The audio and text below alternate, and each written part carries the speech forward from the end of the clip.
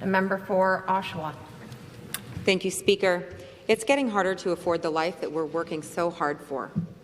While childcare, auto insurance, hydro bills, gas, groceries, and everything else is rising and paychecks aren't. It's getting harder to get the health care we need. It's getting harder to get our kids the education that they deserve. Instead of focusing on the Premier's buddies, let's focus on actual people and what they need to build the best life they can. And today, let's focus on affordability. ODSP and OW rates have remained flat, while the cost of housing, transit, and groceries have gone up. Folks who need specialized diets, like gluten-free or diabetic, do get a bit extra for their food allowance, but it's still not enough for the nutritional food that they need to stay healthy. Housing, subsidies, and allowances don't cover the cost of months, let alone the other basics that folks need to survive, and the rates need to be increased.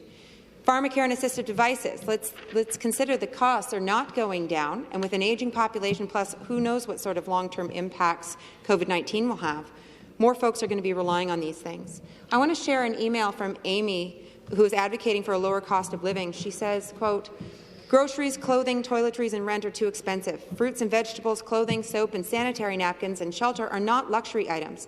Also, the amount of people accessing services such as food banks has increased.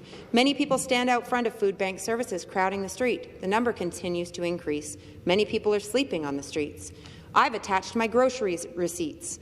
I went to 2 stores with my buggy because I don't have a car, walked 15 minutes to the closest stores, bought fruits, nuts, vegetables, and other healthy items, walked 15 minutes home to my basement apartment with my heavy buggy, and it cost $75. I have an administrative, pink-collar job. I live in a bad area.